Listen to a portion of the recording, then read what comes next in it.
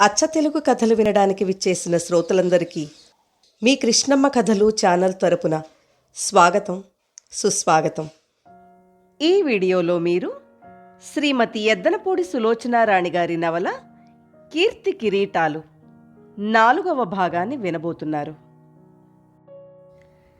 తేజ మంచం మీద కూర్చునున్నాడు. అతని పెదవుల మధ్య థర్మామీటర్ ఉంది. తలకి కట్టు ఉంది. సావిత్రి అతని మంచం పక్కన నిలబడుంది.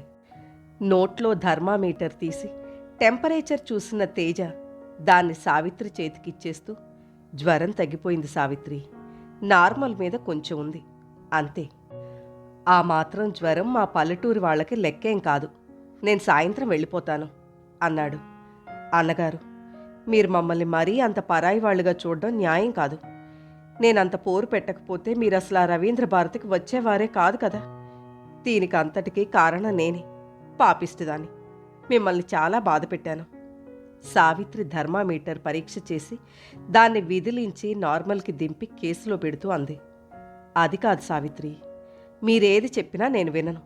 మీరేమనుకున్నా సరే, జ్వరం తగ్గితే కానీ మిమ్మల్ని ఈ ఇంట్లోంచి కదలనీయను. పొద్దుటి నుంచి పచ్చి మంచినీళ్ళైనా ముట్టలేదు.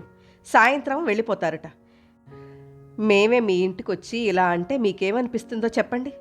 మమ్మల్ని మీరు పంపేస్తారా? మేం బేదవాళ్ళం. మా ఇంట్లో మీకు వసతిగా లేదని నాకు తెలుసు. కానీ నువ్వు చాలా పొరపడుతున్నావు.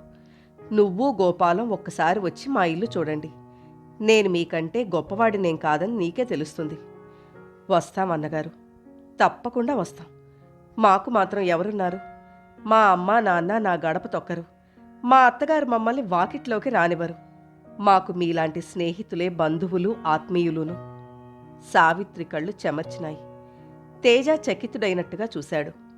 మిమ్మల్ని నేను మరీ ఇబ్బంది పెట్టనులేండి. జ్వరం తగ్గిపోయిందిగా, రేపు పద్యం తిని వెళ్ళిపోదురుగాని. సావిత్రి పని మనిషి కేక పెట్టడంతో లోపలికెళ్ళిపోయింది. తేజ నిట్టూర్చి వెనక్కు గోడకు చేరగిలిపడి కూర్చున్నాడు. అతని ఇబ్బంది ఏమిటో సావిత్రికి చెప్పలేడు. చెప్పినా సావిత్రి అర్థం చేసుకుంటుందనే నమ్మకమూ లేదు. గోపాలం వాళ్లది చాలా చిన్న సంసారం. 2 గదులున్నాయి. వాళ్లకి ఉన్న ఒక్క మంచం తనకిచ్చి భార్యాభర్తలిద్దరూ రాత్రి వంటింట్లో చాప వేసుకుని పడుకున్నారు. తను కింద పడుకుంటానని ఎంత చెప్పినా వినలేదు. ఉదయం కాస్త జ్వరం రావడంతో ఇద్దరూ మరింత ఆర్భాటం చేశారు. ఇక్కడ్నుంచి ఎప్పుడు వెళ్ళిపోతానా అని క్షణాలు లెక్క పెట్టుకుంటున్న తేజాకి సావిత్రి పెట్టిన మొహమాటం ఇరుకన పడేసింది. తన మూలంగానే ఇంత పెద్ద దెబ్బ తగిలిందని బాధపడుతున్న సావిత్రి అతని జ్వరం తగ్గే వరకు ససేమీరా కదలడానికి వీల్లేదని అంటోంది. తేజ మంచం మీద కూర్చుని సావిత్రిని ఎలా ఒప్పించడమా అని ఆలోచిస్తుండగా ఇంతలో వీధిలో ఇంటి ముందు కారు ఆగిన శబ్దం అయింది. తేజ తల తిప్పి చూశాడు. గోపాలం లోనికొచ్చాడు. గోపాలం, సావిత్రి ఏమంటోందో. తేజ ఇంకేదో ఫిర్యాదు చేస్తున్నట్టుగా చెప్పబోయాడు. చూడు, నిన్ను చూడ్డానికి ఎవరొచ్చారు? గోపాలం ఉత్సాహంగా అన్నాడు. అంటూనే వెనక్కి తిరిగి రండి లోపలికి అంటూ ఆహ్వానించాడు. తేజ చెప్పబోయిన మాట నోటిలోనే ఆగిపోయింది. గోపాలం వెనకే లోపలికొస్తున్న స్వర్ణను చూసి అతను చకితుడయ్యాడు. సావిత్రి, సావిత్రి! గోపాలం భార్యని పిలుస్తూ హడావుడిగా లోపలికెళ్ళాడు.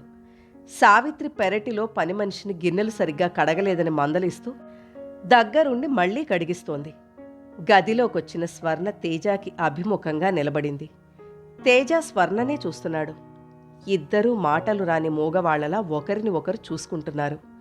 తెల్లటి బట్టల్లో, మెడలో చక్కటి పతకం, గుండెల దగ్గరగా వేళ్లాడుతున్న ముత్యాలహారం, చెవులకి ముత్యాల జోకాలతో, జడలో కుడిచెవి వైపున ముందుకి కనిపిస్తున్న తెల్లటి పెద్ద గులాబీతో అందంగా, ఆరోగ్యంగా తళతళ్లాడుతూ పాలరాతి బొమ్మలా నిలబడి ఉంది స్వర్ణ. తలకి కట్టుతో, కంఠం దగ్గర ఒక గుండీ విడివడిన లాల్చీతో చకితుడైనట్టు చూస్తూ కూర్చునున్నాడు తేజ. ఇతనేనన్నమాట రాత్రి నన్ను రక్షించింది. అతన్ని చూస్తూ లోపల అనుకుంటోంది స్వర్ణ. ఈ అమ్మాయి ఇక్కడికెందుకొచ్చింది? తేజ మనసులోనే కలవరపడుతున్నాడు. స్వర్ణని కూర్చోమని మర్యాద చెయ్యాలని అతనికి గుర్తు రాలేదు. అతన్ని పలకరించాలని స్వర్ణకి తోచలేదు. ఇంతలో సావిత్రి గబగబా కొంగుతో చేతులు తుడుచుకుంటూ పరిగెత్తుకొచ్చింది. వస్తూనే స్వర్ణని చేతులతో చుట్టేసి బొగ్గ మీద గట్టిగా ముద్దు పెట్టుకుంది. ఇంత హఠాత్తుగా ఈ స్నేహితురాలి మీద ఇంత దయవచ్చేసిందేమిటి అంది. స్వర్ణ నవ్వుతూ సావిత్రికి సమాధానం చెప్తూ, ఆయనకి థ్యాంక్స్ చెప్దామని వచ్చాను అంటూ తేజ వైపు చూపించింది. గోపాలం దగ్గరగా ఉన్న కుర్చీ తెచ్చి తేజ మంచం దగ్గరగా వేశాడు. కూర్చోండి అన్నాడు. సావిత్రి స్వర్ణని లాక్కుని వచ్చి కుర్చీలో కూర్చోపెడుతూ తేజాతో, చూశారా, మీరు వెళ్ళిపోతానని మంకుపట్టు పట్టారు. మీరు వెళ్ళిపోయినట్లయితే మా స్వర్ణతో మాట్లాడే భాగ్యం మీకు దక్కేది కాదు అంది. గోపాలం సావిత్రి మోచేతి మీద తట్టాడు. సావిత్రికి అది హెచ్చరిక అని తెలుసు. మాటలతో ఆలస్యం చేయకుండా స్వర్ణకి ఇవ్వడానికి ఏదైనా తయారు చేయమని అంటున్నాడతను. మీరు మాట్లాడుతూ ఉండండి, నేను ఇప్పుడే క్షణంలో వస్తాను. సావిత్రి లోపలికి పరిగెత్తింది. ఇదిగో సావిత్రి, నా కోసం నువ్వేదైనా హడావుడి చేశావంటే నేనిప్పుడే వెళ్ళిపోతాను అని స్వర్ణ కేక పెట్టి బెదిరించింది. నేను నీకోసం ఏం చేయటం లేదు. సావిత్రి వంటింట్లోంచి కేక పెట్టింది. ఇదిగో ఏవండి, మీరిలా ఓసారి రండి. భర్తని అర్జెంటుగా పిలిచింది. గోపాలం నవ్వుతూ లోపలికెళ్ళాడు. భార్యాభర్తలిద్దరూ కంఠం తగ్గించి మాట్లాడినట్టుగా గుసగుసలు వినిపించాయి. మరు నిమిషంలో గోపాలం చిన్న చేతి సంచిని చుట్టచుట్టి చేతిలో పట్టుకుని, ఇప్పుడే వస్తాను అంటూ బయటికెళ్ళాడు. స్వర్ణలో క్షణం క్రితం ఏర్పడిన మోగతనం పోయింది. కుర్చీలో కూర్చోగానే తేజాని పలకరించినట్టుగా అడిగింది. దెబ్బ బాగా తగిలిందా? లేదు, అంత పెద్ద దెబ్బేం కాదు. చేత్తో తలకి ఉన్న బ్యాండేజ్ తడుముకుంటూ అన్నాడు. జ్వరం ఉందని గోపాలం చెప్పాడు. తగ్గిపోయింది. అతను సూటిగా కళ్ళెత్తి స్వర్ణ ముఖం వైపు చూడలేకుండా ఉన్నాడు. స్వర్ణ నిట్టూర్చింది. మీకు నేను జీవితాంతం కృతజ్ఞురాలిగా ఉండాలి. రాత్రి మీరే గనుక నా వెంట లేకపోయినట్టయితే ఏమయ్యేదో. తేజ సమాధానం చెప్పలేదు. స్వర్ణ చేత్తో చెవిజూకాని చూపించింది. ఇది లేకపోయినట్టయితే మీరెవరో నాకు తెలిసేది కాదేమో. రాత్రి నుంచి నేను మీకు కృతజ్ఞతలు చెప్పలేదే అని మదన పడుతున్నాను. ఇంతలో సావిత్రి వంటింట్లోంచి బయటకొచ్చింది. అక్కడ అల్మరాలో ఉన్న గాజు ప్లేట్ తీసుకుంటూ, జ్వరం ఉంది, వెళ్ళిపోతానని గొడవ. నువ్వే చెప్పు స్వర్ణ, నేనెలా పంపేయగలను? నిష్ఠూరంగా అడిగింది. స్వర్ణ తల అడ్డంగా తిప్పింది. అందులోనూ నీ స్నేహితురాలి కోసం అంత దెబ్బతిన్న పెద్ద మనిషి అయ్యే ఎలా పంపిస్తావు? స్వర్ణ నవ్వుతూ తేజ వైపు తిరిగింది. మా సావిత్రికి చాలా సెంటిమెంట్స్ ఉన్నాయి, మీకు తెలీదేమో అంది. కానీ తేజ వాళ్ల మాటలు వినడం లేదు. ముఖం తిప్పి కిటికీలో నుంచి బయటకు చూస్తున్నాడు. స్వర్ణ ప్రక్కచి తీరుగా ఉన్న అతని ముఖం చూసి ముగ్ధురాలైంది. సావిత్రి మళ్లీ వంటింట్లోకి వెళ్ళింది. గదిలో నిశ్శబ్దం ఏర్పడింది. స్వర్ణ ఉనికిని తెలియచేస్తున్నట్లుగా ఫారెన్ పర్ఫ్యూమ్ పరిమళం గాలిలో తేలి తేజ దగ్గరకొస్తోంది. స్వర్ణ అతన్ని మాటల్లోకి దించడానికి ప్రయత్నించింది. మీరేమైనా చదువుకున్నారా? లేదు. అన్నదమ్ములున్నారా? నేనొక్కడినే. మీ నాన్నగారేం చేస్తారు? లేరు, పోయారు. అయ్యో పాపం. అయితే మీరు అమ్మగారు ఉంటారా మీ ఊళ్ళో? తేజ దవడ ఎముక బిగిసినట్టుగా కదిలింది. ఒక్క నిమిషం ఆగి అన్నాడు. మా తాతయ్య నేను ఉంటాం. ఆయన తప్ప నాకెవ్వరూ లేరు. ఐసీ, మీరు ఒంటరివారన్నమాట. సానుభూతిగా చూసింది. మా తాతయ్య ఉండగా నాకు అలాంటి భావం ఎప్పుడూ కలగదు. అతని సమాధానాలు విరిచినట్టుగా ముక్తసరిగా ఉండడంతో స్వర్ణ ప్రసంగం పెంచలేకపోయింది. ఇతను చాలా కోపిష్టివాడైనా అయి ఉండాలి, లేక అతి మొహమాటస్థుడైనా అయి ఉండాలి అనుకుంది. మిమ్మల్ని మా ఇంటికి పిలవడానికి వచ్చాను. జ్వరం తగ్గిపోతే రేపుదయం రండి, కారు పంపిస్తాను. క్షమించండి, రేపుదయం నేను వెళ్ళిపోతున్నాను. రేపు సాయంత్రం వెళ్ళకూడదా? పనుంది. ఇతనికి మర్యాద అనేదే తెలియదని తీర్మానించుకుంది. ఇంతలో గోపాలం బయటనుంచి వచ్చాడు. అతని చేతి సంచిలో ఏవో పొట్లాలు ఉన్నట్లుగా నిండుగా ఉంది. సరాసరి వంటింట్లోకి వెళ్ళాడు. మరో 5 నిమిషాల్లో సావిత్రి ఒక చేత్తో స్వీట్లు ప్లేట్తో, మరో చేత్తో పూలమాలతో అక్కడికొచ్చింది. సావిత్రి వచ్చేసరికి తేజ కిటికీలోంచి వీధిలోకి చూస్తున్నాడు. స్వర్ణ గోడనున్న క్యాలెండర్ పరీక్ష చేస్తోంది. సావిత్రి స్వీట్స్ ప్లేట్ తెచ్చి స్వర్ణ చేతికి అందించి చేతిలో ఉన్న పూలమాలని స్వర్ణ వెనుకకి వెళ్ళి తలలో అలంకరిస్తూ, కంగ్రాచ్యులేషన్స్ స్వర్ణ, మా ఆయన ఇప్పుడే చెప్పారు, నీకు wish you best of luck అంటూ స్వర్ణ భుజం మీద నుంచి ముందుకు వంగి ప్లేట్లో ఉన్న స్వీట్ ఒకటి తీసి స్వర్ణ నోట్లో కుక్కింది. థ్యాంక్ యూ, నేనే చెబుదామని వస్తే నాకంటే ముందే మీ ఆయన చెప్పేశాడన్నమాట. స్వీట్ తింటూ ముద్దగా అంది స్వర్ణ. ఏదైనా మంచి వార్త వింటే నాకు ముందు చెప్తే గాని ఉండలేరు. సావిత్రి స్వీట్లున్న ప్లేట్ తేజాకి అందించింది. తీసుకోండి, తీసుకుని నోరు తీపి చేసుకుని మా స్వర్ణకి శుభాకాంక్షలు చెప్పండి అంది. ఏమిటి విశేషం అని అడిగాడు తేజ కుతూహలంగా చూస్తూ. మా స్వర్ణ పెళ్లికూతురు కాబోతోంది. ఓ. అతని కళ్ళు స్వర్ణముఖం మీద నిలిచాయి. నునుసిగ్గులు దోబూచులాడుతుండగా కాంతులు విరజెమ్ముతున్న కళ్లతో స్వర్ణముఖం అతి మనోహరంగా మరీ మరీ చూడాలనిపించేటంత అందంగా ఉంది. తేజ స్వీట్ తీసుకోలేదు. చేత్తో సున్నితంగా ఆ స్వీట్ని వద్దని తిరస్కరిస్తున్నట్లుగా అవతలికి నెట్టాడు. సారీ సావిత్రి, స్వీట్ తినలేను. నేను నోరు తీపి చేసుకోకుండానే మీ స్నేహితురాలికి తీయగా శుభాకాంక్షలు చెప్పగలను. Wish you a very very happy married life. స్వర్ణ ఆశ్చర్యంగా చూసింది. చదువు రాదన్నారుగా ఇప్పుడే? కొద్దిగా వచ్చు, వానాకాలం చదువు. ఇంతకీ వరుడెవరో చెప్పనే లేదు. కిషోర్ అని రాజలక్ష్మి గారి అబ్బాయి. రాజలక్ష్మి గారి పేరు విన్నారా? ప్రఖ్యాత సంగీత విద్వాంసురాలు. ఆవిడ ఏకైక కుమారుడు. స్వర్ణ అంటే కూడా ఆవిడికి చాలా ఇష్టం. స్వర్ణ కిషోర్లది ప్రేమ వివాహమే అయినా అటూ ఇటూ పెద్దల ఆశీర్వాదం కూడా ఉందిలేండి. ఏం స్వర్ణ, ఇంతకీ పెళ్ళెప్పుడనుకుంటున్నారు అని అడిగింది సావిత్రి. అమ్మ నేను ఫారెన్ టూర్ వెళ్ళొచ్చిన తర్వాత అంటోంది. కిషోర్ ముందే అంటున్నాడు. ఆంటీ ఇష్టం ఎలాగైతే అలా జరుగుతుంది. అయితే టూర్కి ముందే. స్వర్ణ వెళ్ళడానికి లేచింది. సావిత్రి ఇంకొంచెం సేపు కూర్చోమని బలవంతం చేసింది. కానీ స్వర్ణ రాజ్యలక్ష్మి గారి దగ్గరకు వెళుతున్నానని చెప్పడంతో ఏమీ అనలేకపోయింది. కిషోర్ నా కోసం వెయిట్ చేస్తూ ఉంటాడు సావిత్రి. అతని ఫ్రెండ్స్ వస్తున్నారట అంది. స్వర్ణ వెళ్ళిపోబోయే ముందు తేజ వైపు తిరిగి చేతులు జోడించింది. మీరు రేపు ఊరు వెళ్ళిపోతానన్నారు. పోనీ ఈసారి వచ్చినప్పుడైనా మా ఇంటికి తప్పక రావాలి అంది. తేజ తల తిప్పాడు. అది అంగీకారమో అనంగీకారమో తెలియకుండా ఉంది. స్వర్ణ వెళ్ళిపోయింది. ఫారెన్ పెర్ఫ్యూమ్ సువాసనలు ఇంకా గదిలో తారట్లాడుతూనే ఉన్నాయి. స్వర్ణని పంపి సావిత్రి లోపలికెళ్ళింది. ఇందిరమ్మ గారి దగ్గర పని ఉండడంతో గోపాలం కూడా స్వర్ణతో వెళ్ళిపోయాడు. సావిత్రి ఇల్లు సర్దుతూ కిషోర్ గురించి చెప్పసాగింది. చాలా చురుకైన వాడుట. ఫారెన్లో ఉండొచ్చాడు. స్వర్ణని డాన్స్ విషయంలో బాగా ప్రోత్సహిస్తాడు. నిజం చెప్పాలంటే అతను వచ్చిన ఈ ఏడాదిలో స్వర్ణ పేరు ప్రతిష్టలు ఇనుమడించాయి. అతని సామర్థ్యం వల్లనే ఇంత పెద్ద ఫారెన్ టూరు స్వర్ణకి సులభ సాధ్యం అయింది. కిషోర్ స్వర్ణకి అన్ని విధాలా తగినవాడు. రాజ్యలక్ష్మి గారికి స్వర్ణ అంటే పంచప్రాణాలు. ఆవిడ సుస్థి మనిషి. అందుకే ఈ పెళ్లికి అందరికంటే ఆవిడే తొందరపడుతోందని కిషోర్ చెప్పాడు. త్వరలోనే, బహుశా ఫారెన్ టూర్ వెళ్లే ముందే ఈ పెళ్లి జరిగిపోతుంది. సంతోషంగా ఉన్న సావిత్రి తేజ అడగకుండానే వివరాలన్నీ చెప్తూ, అయ్యో నామతి మండిపోను. ఈ హడావుల్లో నేను మీకు మందు ఇవ్వనే లేదు కదూ. 4 దాటిపోతోంది అంటూ వేడి నీళ్ల కోసం వంటింట్లోకి పరిగెత్తింది. మంచం మీద వెల్లకిలా పడుకుని పైకప్పు కేసి చూస్తున్న తేజ పక్కకు వత్తికిలి దిండులో ముఖం దాచుకున్నాడు. అతని చేతి వేళ్లు గలీబు అంచుల్ని గట్టిగా పట్టుకున్నాయి. ఆ క్షణంలో అతనికి ఒంటరితనం, నిశ్శబ్దమైన ఒంటరితనం కావాలని అనిపిస్తోంది.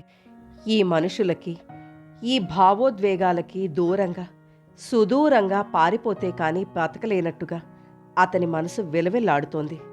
సావిత్రి నీళ్లు వేడి చేసి గ్లాస్తో తెచ్చేసరికి తేజ అప్పటికే మంచం మీద నుంచి లేచి బట్టలు మార్చుకుని బ్యాగ్ జిప్ మూస్తున్నాడు. ఇదేమిటన్నగారు, ఎక్కడికి ప్రయాణం అంది సావిత్రి ఆశ్చర్యంగా చూస్తూ. ఇంటికి సావిత్రి, ఏమీ అనుకోకు. ఉదయం నుంచి నీ మాట కాదనలేక ఉండిపోయాను. జ్వరం తగ్గిపోయిందిగా.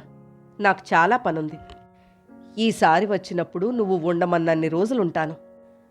గోపాలంతో వెళ్ళానని చెప్పు. అతని గొంతు హఠాత్తుగా జీరపోయింది.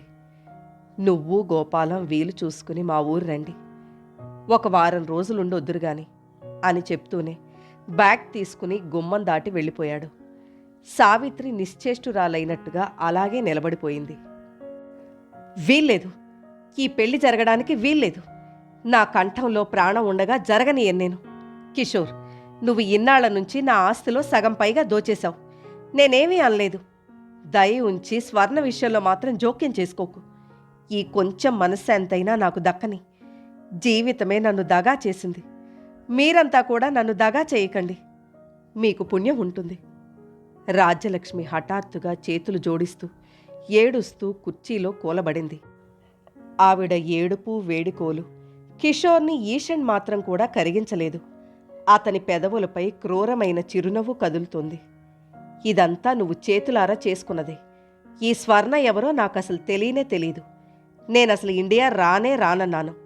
నువ్వే బలవంతంగా లాక్కొచ్చావు అన్నాడు. నేను లాక్కొచ్చానా? నువ్వే నా వెంటపడొచ్చావు. నేను ఒక్కదాన్ని వెళతానని ఎంత చెప్పాను? విన్నావా నువ్వు? ఎలా వింటాను? నన్ను బికారిని చేసి ఆస్తంతా మూట కట్టుకొని నువ్వు ఇండియా వస్తుంటే చేతగాని చవట్లా చూస్తూ ఊరుకోమంటావా? నేనడిగినట్టుగా ఆస్తి నా పేరిట వ్రాసొస్తే నీకీ బాధలుండేవి కాదుగా. ఇప్పుడు మాత్రం మించిపోయిందేముంది? నేను చెప్పినట్టుగా ఆ కాగితాల మీద సంతకం పెట్టు. నేను రేపే ఫారిన్ వెళ్ళిపోతాను. ఇక జన్మలో మనిద్దరం ఒకరి ముఖం ఒకరు చూసుకోవద్దు. అయినా నేను అడిగింది కూడా ఎంత? ఆఫ్టర్ ఆల్ ఆ ఫిక్స్డ్ డిపాజిట్లో ఉన్న డబ్బు, నీ డైమండ్ నగల సెట్లు, ఈ ఇల్లు ఇంతేగా. ఇవి నాకివ్వు. ఈ మాత్రమే అయితే నీకేం నష్టం? నువ్వు ఇందిరమ్మ గారి లాంటి వాళ్ళ దగ్గర అక్కడక్కడా దాచుకున్న డబ్బు నీకుండనే ఉంటుంది. కిషోర్, అదంతా నీ అనుమానం. ఏదో చెప్పబోయింది, కానీ అతను వారించాడు. అతని ముఖం హఠాత్తుగా కోపంతో జేవురించింది. అనుమానమా? నువ్వు మా నాన్నకి తెలియకుండా ఎన్నిసార్లు ఈ ఇందిరమ్మకి డబ్బు పంపలేదు? అది అబద్ధమా? నాకు తెలియదని అనుకుంటున్నావా? అసలు నీది అనే ఈ డబ్బంతా ఎక్కడి నుంచి వచ్చింది? మా నాన్న మూలంగానేగా. ఆయన లేకపోతే నువ్వెక్కడుండేదానివి? రాజ్యలక్ష్మి అంటే ఈ రోజున గొప్ప సంగీత విద్వాంసురాలు, గానకోకిల, పద్మవిభూషణ్. ఓహ్, ప్రపంచం ఎన్ని బిరుదులిచ్చింది, ఎన్ని ప్రశంసలు కురిపిస్తోంది. కానీ నిన్నీ అందలం ఎక్కించిన మా నాన్న పేరు ఎవరికైనా తెలుసా? ఎవరైనా తలుస్తారా? అసలు ముందు నీకు కృతజ్ఞత అనేది ఉందా? ఉంటే నన్నిలా అన్యాయం చేయగలవా నువ్వు? నీకోసం ఆయన జీవితం అంతా ధారపోశాడు. ఆయన్ని నువ్వు బాగా ఉపయోగించుకున్నావు. ఆయన తెలివితేటల ఆసరాగా చేసుకుని డబ్బు పేరు బాగా పోగు చేసుకున్నావు. ఆయన చచ్చిపోతే పీడ పోయిందనుకుంటున్నావు. కిషోర్, ఏ అంత బాధగా ఉందా? అంత భరించలేకపోతున్నావా? అతని పెదవులు అసహ్యంతో వంపు తిరిగాయి. తీక్షణంగా చూస్తూ నిలదీస్తున్నట్టుగా అడిగాడు. అసలు నీ కుటుంబం మీద ఇంత ఆపేక్ష ఉన్నదానివి మా నాన్న వెంట ఫారెన్ ఎందుకెళ్ళావు? ఆయన్నెందుకు పెళ్లి చేసుకున్నావు? నీ మూలంగా కాదు మా అమ్మ బలవంతంగా చచ్చిపోయింది. నీ మూలంగా కాదు నిండుగా బ్రతకాల్సిన ఆవిడ 100 ఏళ్ల జీవితం నాశనమైంది. నువ్వు కాదు మా కుటుంబంలో సంతోషాన్ని, మా నాన్న తెలివితేటల్ని దోచుకుంది. కిషోర్, ఆగు. చాలు, ఆపు. ఇంకేం మాట్లాడుకు. ఇక్కడి నుంచి వెళ్ళు. ఆవిడ కూర్చున్నదల్లా ఆవేశంగా లేచింది. దుర్బలంగా నాజూకుగా ఉన్న ఆ శరీరం ఏమాత్రం ఆవేశానికి తట్టుకోలేనట్టుగా ఉంది. ఆవిడ కంపిస్తున్న స్వరంతో చెప్పింది. కిషోర్, నువ్వు కావాలని నీ మనసంతా విషం నింపుకున్నావు. నిన్ను మార్చాలని 20 సంవత్సరాలు వెర్రిదానిలా ప్రయత్నించాను. నా వల్ల కాలేదు. ఇప్పుడు ఈ విషయంలో మనం కొత్తగా మాట్లాడుకునేది, చెప్పుకోవలసింది ఏమీ లేదు. ఇక మాట్లాడింది చాలు. వెళ్ళు, ఇక్కడి నుంచి వెళ్ళు అరిచినట్లుగా అంది. అతను వెళ్ళడానికి ఏమాత్రం తొందరపడలేదు. చాలా నిర్లక్ష్యంగా, ఏమాత్రం లెక్కలేనట్టుగా నిలబడ్డాడు. అనవసరంగా కంఠం చించుకోకు. నౌకర్లు వింటారు. నీకొక విషయం గట్టిగా చెప్పడానికొచ్చాను. స్వర్ణకి నాకు పెళ్లి కాబోయే మాట ఖాయం. నువ్వు అడ్డు రావాలని చూశావా? నేనేమాత్రం సహించను. ముందే చెప్తున్నాను. నువ్వేదో కళ్ళబొల్లి ఏడుపులతో 4 కబుర్లు చెప్పి స్వర్ణకి ఆ పల్లెటూరి గబ్బిలా అంటే ఇష్టం కలిగేలా చెయ్యాలని చూస్తున్నావు. చెయ్యి, నేనేమి వద్దనడం లేదు. స్వర్ణని రేపు నేను స్వయంగా తీసుకొస్తాను. నీ మాట వింటుందో లేదో నువ్వే చూద్దువుగాని. నీ చేత్తో నువ్వే స్వర్ణకి నువ్వంటే ఉన్న అభిమానం కూని చేసుకో. నాకేం అభ్యంతరం లేదు. కానీ అలా చెప్పడం అంటూ వస్తే స్వర్ణకి నేను చెప్తాను. నీ మూలంగా మాకు జరిగిన అన్యాయం, బాధ నేను వివరిస్తాను. అప్పుడు స్వర్ణ ఎవరి పక్షం వహిస్తుందో, ఎవరి మాట నమ్ముతుందో ఎవరికి సానుభూతి చూపిస్తుందో నువ్వే చూద్దుగాని. నీ నిజస్వరూపం తెలిసి స్వర్ణ నిన్ను ఛీ అనే వరకు నీకు నిద్ర పట్టుదలా ఉంది. ఆ పరాభవం కోసమే నువ్వు పరుగులు పెడుతోంది. రాజ్యలక్ష్మికి ఈ మాటలు కొరడా దెబ్బల్లా ఛెల్ ఛెల్మని తగిలినట్టుగా ఉన్నాయి. అసలే నీరసంగా ఉన్న ఆవిడ బాధకి తట్టుకోలేనట్లుగా పాలిపోయిన ముఖంతో చూడసాగింది. కిషోర్ వేస్తున్న నెపం ఆవిడని చిత్రహింస చేస్తోంది. 20 సంవత్సరాలుగా ఆవిడ ఈ చిత్రహింసని భరిస్తూనే ఉంది. కిషోర్కి ఊహ తెలిసి తెలియని వయసులో ఆవిడ దగ్గరకొచ్చాడు. బంధువుల వికృతమైన వ్యాఖ్యానాల వల్ల పసిప్రాయంలోనే అతనికి రాజ్యలక్ష్మి అంటే ద్వేషం ఏర్పడింది. అతనికి మనసులో నుంచి ఆ అపోహని తొలగించాలని, అతన్ని దగ్గరకు తీసుకోవాలని ఆవిడ చేసిన ప్రయత్నాలేవీ ఫలించనే లేదు. అసలు చిన్నప్పటి నుంచి అతని ఈడుకి మించిన తెలివితేటలు ఉన్నట్టుగా ఉండేవాడు. చిన్నప్పుడే స్నేహితుల ఇళ్లకు వెళ్ళి వాళ్ల పెద్దవాళ్ల దగ్గర చేరి ఇంట్లో ఉన్నవి లేనివి 10 కల్పించి చెప్పి వాళ్ల నుంచి సానుభూతి సంపాదించుకునేవాడు. ఇంట్లో రాజ్యలక్ష్మికి వ్యతిరేకంగా తన ఇష్టాయిష్టాలు ఖచ్చితంగా అమలుపరుచుకునేవాడు. రాజ్యలక్ష్మి కాదని చెప్పబోతే దురుసుగా మాట్లాడి నౌకర్ల ముందు కించపరిచేవాడు. ఆవిడ పసివాడి మీద తండ్రికి నేరాలు చెప్పలేక మోగవేదనగా ఈ హఠమంతా భరించేది. అది అతనికి మరింత అలసయింది. రాజ్యలక్ష్మి సంపాదిస్తున్న డబ్బంతా తన తండ్రి తెలివితేటల మూలంగానే అనే నమ్మకం అతనిలో బాగా పాతుకుపోయింది. అందుకే ఆ డబ్బు మీద హక్కుని, అధికారాన్ని అతను వయసు పెరుగుతున్న కొద్దీ స్థిరపరచుకోసాగాడు. కిషోర్ గదిలో నుంచి వెళ్ళిపోబోయే ముందు అన్నాడు, ఇంకోటి కూడా బాగా గట్టిగా చెప్తున్నాను. నీ దగ్గర నుంచి ఆ డబ్బుని రాబట్టుకోవడం నాకు చేత కాదని మాత్రం అనుకోకు. నిన్నేం చేసినా నన్ను అడిగేవాళ్ళెవరూ ఇక్కడ లేరని తెలుసుకో. నాకు ఆ పని చాలా సులభం. ఎందుకంటే నీ ఒంట్లో ఎప్పుడూ బావుండదు.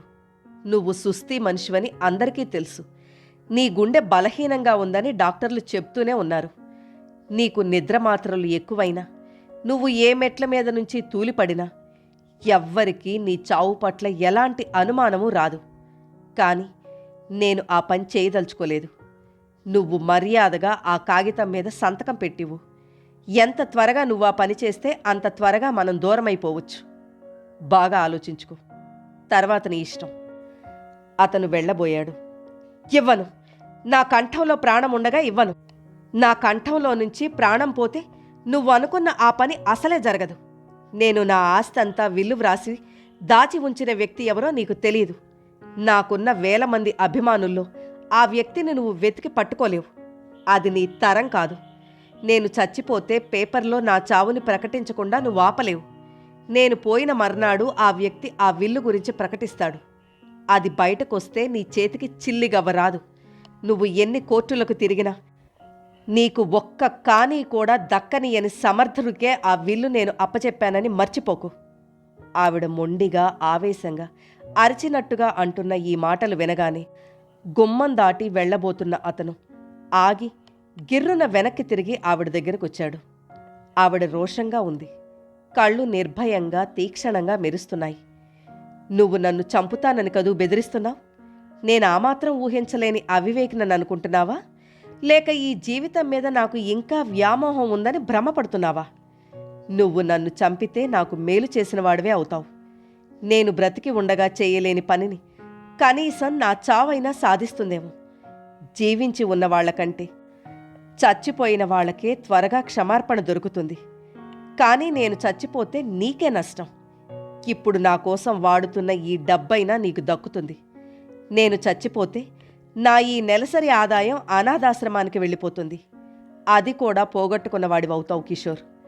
నువ్వు నన్ను చంపినా, చీల్చినా ఇక నీ చేతికి ఒక్క కానీ కూడా ఇవ్వను. నన్నెందుకిలా వేధిస్తావు? నేను నీకు అన్యాయం ఏమీ చేయలేదే. సగం పైగా నీకే ఇచ్చాను. ఇచ్చిందంతా నాశనం చేసుకుని ఎప్పటికప్పుడే ఒట్టి చెయ్యి జాచటం నీకు బాగా అలవాటైపోయింది. నువ్వు స్వర్ణ మీద ఎందుకంత ప్రేమాభిమానాలు చూపిస్తున్నావో తెలియదనుకుంటున్నావా? స్వర్ణ పేరిట డబ్బుందని, నగలున్నాయని, స్వర్ణ ఇంకా బాగా సంపాదించగలదని. అందుకే స్వర్ణ మీద వల విసిరావు. నువ్వు దయ ఉంచి స్వర్ణని వదిలే. ఆ అమాయకురాల్ని ఈ ఆటలోనికి లాగకు.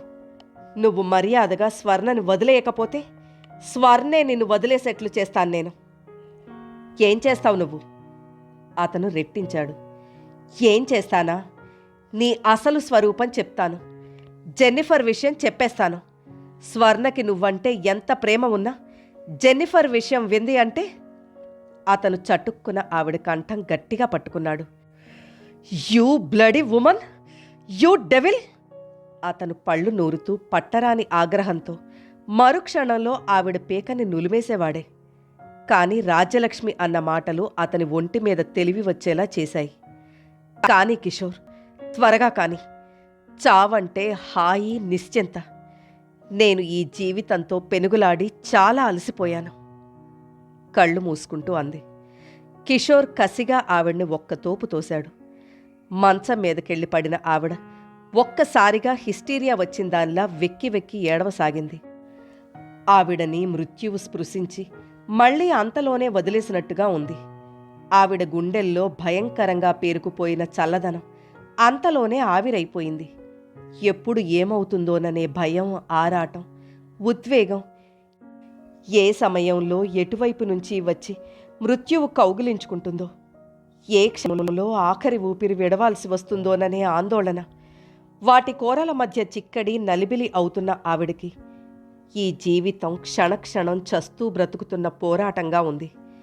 ఆ నిమిషంలో అతను వదిలేసిన తన చేతులతో తానే కంఠం నులిమివేసుకుని ఆ బాధని శాశ్వతంగా వదిలించుకోవాలన్నంత ఉన్మాదంగా అనిపించింది. కాని అంతరాత్మ ఆ పని చేయనీయలేదు. 20 సంవత్సరాలుగా ఎదురు చూస్తున్న క్షణం ఇంకా ఎదురవుతుందేమోననే ఆశ ఆవిడిని వదలడం లేదు.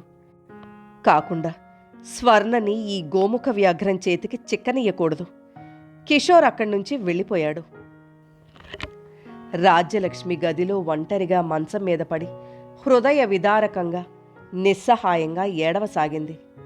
తను ఆశించి వచ్చిందేమిటి? కళ్ల ముందు జరుగుతున్నదేమిటి? కిషోర్ లేకుండా తను ఇండియా రావడానికి ఎంత ప్రయత్నించింది. కిషోర్తో తెగతెంపులు చేసుకుని తను సరాసరి ఇందిరమ్మ దగ్గరికి వచ్చేసి ఉండడానికి నిర్ణయించుకుంది. దీనికి కిషోర్ ఒప్పుకోలేదు. అతను ఒప్పుకోవడానికి 4 సంవత్సరాలు పట్టింది. కిషోర్ చివరికి అంగీకరించాడు. అది విని తను ఎంత ఆనందించింది. ఆ పీడ అక్కడే తొలగించుకుని రావాలని భావించింది. అందుకే అతను పెట్టిన షరతులకి ఒప్పుకుని అతను కోరిన డబ్బు ఇచ్చేసింది. కానీ తీరా బయలుదేరే రోజున కానీ కిషోర్ తనతో వస్తున్నాడని తెలియలేదు. అతను అలా రావడానికి సిద్ధపడే తన ప్రయాణానికి అంగీకరించాడని అప్పుడు కానీ తెలియలేదు. అతని మోసాన్ని అసహ్యించుకుంది, తిట్టింది. కానీ అతను లక్ష్య పెట్టలేదు, సిగ్గుపడలేదు. ఇండియా రాగానే అతని ప్రవర్తనని మార్చేసుకున్నాడు. ఎన్నడూ లేనిది తన పట్ల అణుకువ, విధేయత ప్రకటించడం ప్రారంభించాడు. పైకి తన ఆరోగ్యం మీద ఎంతో శ్రద్ధ ఉన్నట్టుగా నటన. లోపల ఆ రూపంగా తనని ఒంటరిగా ఎక్కడికి కదలనీయకుండా కాపలా. వచ్చిన ఇన్ని రోజుల నుంచి ఒక్కసారి స్వర్ణతో ఒంటరిగా మాట్లాడే అవకాశమే చిక్కలేదు. కిషోర్ చిక్కనీయడం లేదు. అతను చూపే సభ్యతా సంస్కారాల ఇంద్రజాలంలో ఇందిరమ్మ కూడా పడిపోయింది. ఆవిడతో అతనేం చెప్పాడో ఏమో కాని ఆవిడ స్వర్ణని ఒక్కనాడు కూడా ఒంటరిగా తన దగ్గరికి రానియడం లేదు.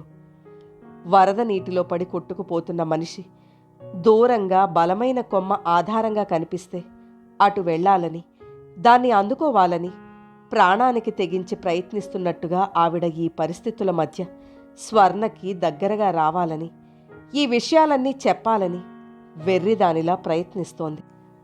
స్వర్ణ మామూలు అందరి ఆడపిల్లల్లా కాదు, తెలివిగలది, వ్యక్తిత్వం కలది. ఈ సంగతి తెలిస్తే తప్పకుండా తనకి అండగా నిలబడుతుంది, ఈ అన్యాయాన్ని ఎదుర్కొంటుంది. కానీ ఈ విషయం స్వర్ణకి తెలియజేయడం ఎలా? అదే పెద్ద సమస్య అయిపోయింది. అంతో ఇంతో అనుభవం కల ఇందిరమ్మ కూడా కిషోర్ పైపై మెరుగులు చూసి తీపి తీపి మాటలు విని మోసపోతోంది. తన కూతురు భవిష్యత్తును అఘాతంలోకి తోయడానికి సిద్ధమవుతోంది. ఇప్పుడేం చెప్పినా ఆవిడ తలకెక్కదు. తాను ఈ పెళ్లి పాడు చేయడానికి కల్పించిన కథ అనుకుంటుంది. ఈ విషయం స్వర్ణకి తెలియాలి. తను రామదాసు చేత వ్రాయించి పోస్టు చేయించిన ఆకాశరామన్న ఉత్తరం అందిందో లేదో? ఇన్నాళ్ళు అందకుండా ఉంటుందా? అందిన తర్వాతనే ఈ పెళ్లి నిశ్చయం అయిందేమో. ఆ ఉత్తరం ఎవరో గిట్టని వాళ్ళు వ్రాసారా అనుకోలేదు కదా. రాజ్యలక్ష్మి ఏడుపు ఉధృతం తగ్గింది. ఇప్పుడు అన్నింటికంటే స్వర్ణని పెళ్లి నుంచి తప్పించడమే ముఖ్యమైన సమస్య అయిపోయింది. పిచ్చిపిల్ల, ఎంత అమాయకురాలు! సాయంత్రం వచ్చి, ఆంటీ, నేను నీ కోడల్నైపోతున్నాను, ఇక నీ దగ్గరే ఉంటాను అంటూ ఎంత ఆనందంగా చెప్పింది. వెంట కిషోర్ ఉన్నాడు. ఏం చెప్పడానికి తనకి నోటి నుంచి మాటే రాలేదు. స్వర్ణ కూర్చున్న ఆ కాసేపట్లో స్వర్ణని హెచ్చరించాలి, ఈ పెళ్లి నుంచి తప్పించాలి అనే ఆందోళనతోనే ఉండిపోయింది. రాజ్యలక్ష్మి దగ్గరికి ఎవరొచ్చినా కిషోర్ వెంటే ఉంటాడు. అతను లేని వేళలో ఆయా కాపలా ఉంటుంది. అది రాక్షసిలా ఒక్క క్షణం కూడా తనని వదిలి ఎక్కడికి వెళ్ళదు. ఫోన్లో మాట్లాడదామా అంటే కిందకి దిగి వెళ్ళాలి. అది అసంభవం. ఎలా? ఏం చేయడం? స్వర్ణ మళ్లీ త్వరలోనే నాట్య ప్రదర్శనలు ఇవ్వడానికి దక్షిణ దేశం టూర్ వెళుతుంది. అక్కడి నుంచి తిరిగి రాగానే కూచిపూడి వెళ్ళిపోతుందట. అక్కడ 2-3 వారాలుండి అదేదో నాట్యంలో ప్రత్యేక బాణి నేర్చుకుంటుందిట. ఈ ప్రోగ్రామ్స్తో ఊపిరాడకుండా పరుగులు పెడుతున్న స్వర్ణని ఒంటరిగా కలుసుకోవడం ఎలా? అసలు అవకాశం చిక్కుతుందా? ఆవిడ మనసు అల్లల్లోలంగా ఉంది. ఇంతలో ఆయా అక్కడికొచ్చింది. ఆమె చేతిలో మందు, మంచినీళ్లు ఉన్నాయి. అమ్మగారు, మందు వేసుకోండి, ఎంతో వినయంగా అంది. అక్కడ పెట్టి వెళ్ళు. ఆయా కొద్దిసేపు తటపటాయించింది. తర్వాత అక్కడ పెట్టి వెళ్ళిపోయింది. రాజ్యలక్ష్మి కొంగుతో కళ్ళు తుడుచుకుని లేచి కూర్చుంది. అక్కడ ఎదురుగా పెట్టి ఉన్న మాత్రని చూడగానే ఆవిడ కనుబొమ్మలు ముడుచుకున్నాయి. దాన్ని చేతిలోకి తీసుకుని తదేకంగా చూసింది. సందేహం లేదు, మళ్ళీ అదే మాత్ర. 4 రోజుల క్రితం ఆయా డాక్టర్ గారు మందు మార్చారని ఈ మాత్ర తెచ్చిచ్చింది. అది వేసుకున్న 10 నిమిషాలకి పుస్తకం చదువుకుంటూ కూర్చున్నదల్లా కళ్ల ముందు అక్షరాలు చెదిరి అలుక్కుపోయినట్టుగా అవసాగాయి. కుర్చీలో నుంచి లేస్తే కళ్ళు తిరగడం, ఒళ్ళు తోలడం ప్రారంభించింది. చెవుల్లో ఏదో హోరు. కళ్ల ముందు అన్నీ ఏవేవో రంగులు, రకరకాల ముఖాలు. కంగారుగా, భయంగా కేకలు పెట్టింది. ఆయా పరిగెత్తుకొచ్చింది. తనకేమీ కనిపించటం లేదని అంది. మెట్లు దిగి ఎక్కడికో వెళ్ళిపోవాలని ఆరాటం. ఆయా ఆపుతుంటే కోపంగా తోసేసింది. ఎప్పుడూ అంత నీరసంగా, లేవలేనట్లుగా ఉండే శరీరంలో పిచ్చి బలం వచ్చేసింది. కిందికి గబగబా వెళ్ళిపోతుంటే ఆయా ఆపలేకపోయింది. దాసు ఎదురు పరిగెత్తుకొచ్చి పట్టుకున్నాడు.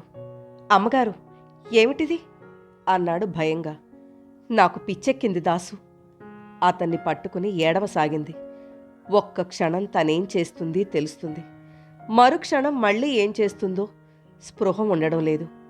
మనసు వశంలో ఉండడం లేదు. అదుపు తప్పుతోంది. అంతా పిచ్చి పిచ్చిగా, తిక్క తిక్కగా అనిపించింది. దాసు, ఆయా పైకి గదిలోకి బలవంతంగా ఈడ్చుకువచ్చారుట. దాసును ఎక్కడికి వెళ్ళవద్దని, తన ఎదుటనే ఉండమని అందిట. మర్నాడు ఆయా ఇదంతా చెప్తుంటే ప్రాణం సిగ్గుతో చచ్చిపోయినట్టుగా అయింది. మర్నాడంతా అంత నీరసంగా, మంచంలో నుంచి లేవలేనట్టుగా, తోటకూర కాడలా వేళ్లాడుతూ పడుకునే ఉంది. డాక్టర్ వస్తాడని అన్నారు కానీ ఆయన రానేలేదు. ఆ మర్నాడు ఆయా మళ్లీ మందు తెచ్చింది. రాజ్యలక్ష్మి వేసుకోలేదు. ఆ రోజంతా మామూలుగానే ఉంది. 3వ రోజు వేసుకుంది. మళ్లీ మొదలైంది. రాజ్యలక్ష్మి ఇక మందు వేసుకోదలుచుకోలేదు. కాని వేసుకోను అంటే ఆయా బలవంతంగా మింగిస్తుందేమోననే భయంతో అక్కడ పెట్టమని ఆయా వెళ్ళగానే పారేసింది. ఆ రోజు కూడా అదే పనిచేసింది. ఆయా గదిలో నుంచి వెళ్ళిపోగానే ఆ మాత్ర పట్టుకొని లెట్రిన్లోకొచ్చింది. దాని ఫ్లషౌట్లోకి జార విడిచి గొలుసులాగింది. ఝుమ్ ఝుమ్ అంటూ మోత చేస్తూ వచ్చిన నీళ్లు దాన్ని వేగంగా లోపలికి ఈడ్చుకుపోయాయి. రాజ్యలక్ష్మి బేసిన్ దగ్గరగా వెళ్ళి ముఖం కడుక్కొని తువాల్తో తుడుచుకుని మళ్లీ బెడ్రూంలోకొచ్చింది. గది తలుపు లోపలికి గడియ పెట్టుకుంది. బీరువా దగ్గరికి వెళ్ళి సొరుగులాగి అందులో పాత రికార్డుల మధ్య సగం వ్రాసి దాచి ఉంచిన ఉత్తరం తీసుకునొచ్చి టీ టేబుల్ దగ్గర కూర్చుని అది పూర్తి చేయసాగింది. దాసు నమ్మకస్తుడే. అతని ద్వారా ఉత్తరం ఎలాగైనా సరే స్వర్ణకి అందేలా చేయాలి. ఈ విషయాలు స్వర్ణకి తెలిస్తే ఇక తనేమైనా పర్వాలేదు. 10 నిమిషాల తర్వాత గదిలోకి రావడానికి తలుపులు తోసిన ఆయా లోపల తలుపులు వేసి ఉన్నట్లుగా చూసింది. కిటికీ అద్దాల్లో నుంచి లోపల లైట్లు వెలుగుతున్నట్లుగా కనిపిస్తోంది. ఆయా కిటికీ దగ్గరికి వెళ్ళి మెల్లగా తలుపులు తోసింది. గడియ వేయని ఆ తలుపు శబ్దం కాకుండానే కొద్దిగా తెరుచుకుంది. అందులో నుంచి చూసిన ఆయాకి గదిలో కిటికీ దగ్గర అటువైపు వీపు పెట్టి కూర్చుని నిర్వికారంగా వ్రాసుకుంటూ కూర్చున్న రాజ్యలక్ష్మి కనిపించింది. క్షణకాలం ఆశ్చర్యంగా ఆవిడ్ని చూసిన ఆయా కిటికీ తలుపులు దగ్గరికి లాగి చప్పుడు కానీయకుండా మునివేళ్ల మీద నడుస్తున్నట్లుగా మెట్ల మీద నుంచి దిగి కింద ఉన్న కిషోర్ గదిలోకొచ్చింది. అతను నైట్ డ్రెస్ ధరించి పడుకోవడానికి సిద్ధమవుతున్నాడు. ఆయా గదిలోకి రాగానే అతను ఆతురతగా ఎదురొచ్చాడు. ఏమిటి, ఏమైనా గొడవ చేస్తోందా? ఆయా కాదన్నట్టు తల తిప్పింది. అతని కళ్ళలో ఆశాభంగం కనిపించింది. లేదా, మందిచ్చావా? ఇచ్చాను. ఏం చేస్తోంది? కూర్చుని వ్రాసుకుంటోంది. వ్రాసుకుంటోందా? అతని కనుబొమ్మలు ముడిపడినాయి. ఏమై ఉంటుంది? ఏమో, నాకు తెలీదు. రేపు ఆవిడ స్నానానికి వెళ్ళినప్పుడు అదేమిటో వెతికి చూడు. ఇది చాలా ఆశ్చర్యంగా ఉందే. ఆ మందు ఒకసారి పనిచేస్తోంది, ఒకసారి పనిచేయడం లేదు. కారణం ఏమై ఉంటుంది? నేనింకా ఆవిడ గొడవ ప్రారంభించగానే స్వర్ణని రమ్మని ఫోన్ చేద్దామని అనుకుంటున్నాను. అసలు ఆవిడ ఆ మందు వేసుకుందా? నువ్వు చూశావా? అక్కడ పెట్టమంటే పెట్టొచ్చాను. అతని కళ్లలో క్రోధ ఛాయలు కనిపించాయి.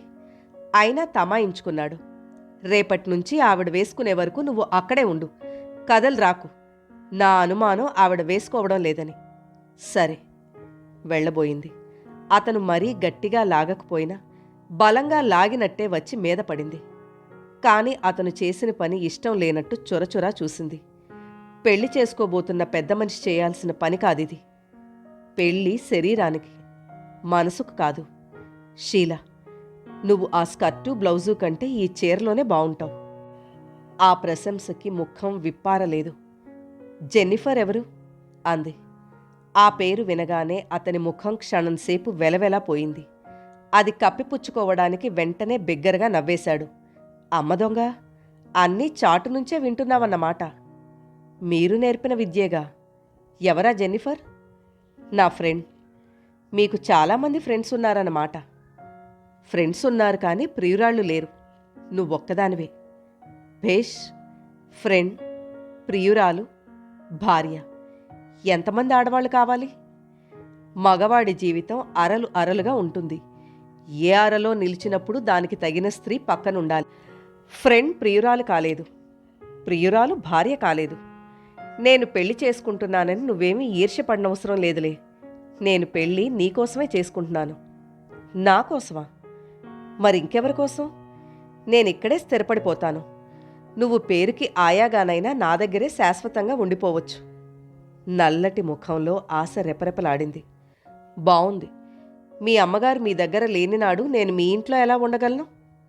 అందుకేగా నేను పెళ్లి చేసుకుంటోంది. అమ్మ లేకపోతేనే? ఈ లోపల నాకు పిల్లలు పుట్టరా? వాళ్ళని చూడ్డానికి మనిషి అవసరం కాదా? అతను కాంక్షగా నునుపైన ఆ నల్లటి శరీరాన్ని చేతులతో చుట్టేశాడు. షీలా, నువ్వొట్టి పిచ్చిదానివి. ఎంత అందగత్తైనా తెలివిగలదైనా భార్య అనగానే మోసపోతుంది. మగవాడి జీవితంలో ప్రియురాలికి ఉండే విలువ చొరవ భార్యకి ఉండవు. అయినా ఇందులో నా తప్పే ఉంది చెప్పు? నువ్వు పిల్ల తల్లివి. ఒకసారి జైలుకు వెళ్ళి వచ్చిందానివి. ఆ రోజు నీ అదృష్టం కొద్దీ మనం ఆ రాత్రి హోటల్లో కలుసుకుని నీ సంగతి విని జాలిపడి ఇక్కడికి తీసుకురాకపోతే నువ్వెక్కడుండేదానివో చెప్పు? ఆ హోటల్స్ చుట్టూ తిరుగుతూనే ఉండేదానివి కదా. నేను నీకు ఇచ్చిన మాట నిలబెట్టుకున్నానా లేదా? నీకేమైనా లోటు చేస్తున్నానా? చెప్పు. నువ్వు నా దగ్గరున్నంతకాలం నీ పిల్లాడు ఆ హాస్టల్లో ఎలాంటి లోటు లేకుండా పెరిగి పెద్దవాడవుతాడు. ఆ నల్లటి ముఖంలో బింకం కోపం సడలిపోయినాయి. కిషోర్ లైట్ తీసేశాడు. ఇందిరమ్మగారు భర్త గదిలోకొచ్చింది. ఆవిడ ఎప్పుడో గాని అలా రాదు. వచ్చిందంటే దేనికోసమో ఎవరి మీదనో ఫిర్యాదు ఉన్నదన్నమాటే. బాలాజీరావుకి భార్య అంటే మొదట్నుంచి పడదు. ఆవిడ చేసే పనులు, మాట్లాడే మాటలు ఆయనకు నచ్చవు. ఆవిడని అదుపులో పెట్టలేడు. ఆ ప్రవర్తనని భరించలేడు. అందుకే మరీ 4-5 సంవత్సరాల నుంచి ఆయన జీవితం తాగుడికి, గుర్రపందాలకి అంకితమైపోయింది. ఆయన తల్లిదండ్రులకు లేకలేక పుట్టిన సంతానం అవడంతో ఏడుకొండలవాడి మీద భక్తితో ఆయనకి బాలాజీ అని పేరు పెట్టారు. చుట్టాలందరూ బాలిగాడు అని పిలుస్తారు. ఇందిరమ్మకి అసలు భర్త పేరే నచ్చలేదు. దానికి తోడు ఆయన పేరును బంధువులు స్నేహితులు మరీ ఇలా ఖూనీ చేసి పిలవడంతో ఏడుపొచ్చినంత పనైంది. అంతేకాకుండా ఇందిరా అనే తన చక్కటి పేరు వదిలేసి బాలిగాడి భార్య అనడంతో మరీ చిరాకు పుట్టింది. ఆ అలవాటుని ఆవిడ క్రమంగా మార్పించింది. బాలాజీని బాలాజీరావుగా మార్చి బి రావుని చేసింది. తను మిసెస్ రావు అయింది.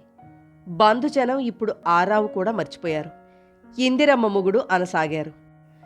ఇందిరమ్మ మెడలో తాళి కట్టగానే ఆయన పేరుతో పాటు వ్యక్తిత్వం కూడా మారిపోయింది. స్వతహాగా ఆయన చాలా పిరికి మనిషి. నలుగురిలోకి రావాలంటే చెడ్డ మొహమాటం. ఇందిరమ్మ ఆయన్ని కాగితపు పులించేసింది. తనకి ఇష్టం లేనివి, తను చెప్పలేనివి, ఆయనకి నచ్చవు, ఆయన ఊరుకోరు అంటూ ఆయన్ని ముందుకు తోసి ఆయన చేత చెప్పించేది. ఎదుటి వాళ్ల దగ్గర తన మొహమాటం చెడకుండా, తన మంచితనం పోగొట్టుకోకుండా ఆయన్ని అడ్డు పెట్టుకునేది. భగవంతుడు ఆయనకి కాస్త గంభీరమైన రూపమే ఇచ్చాడు. అసలే కాస్త ఎత్తైన మనిషి.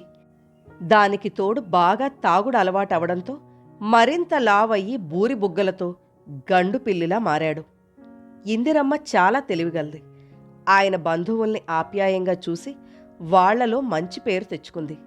బాలాజీ తండ్రి దేశ స్వాతంత్ర్యం కోసం పోరాటం జరుగుతున్న దినాల్లో ఒకసారి మీటింగ్ చూడ్డానికి వెళ్ళి అక్కడ జరిగిన లాఠీ చార్జీలో దెబ్బలు తిని జైలుకెళ్లాడు.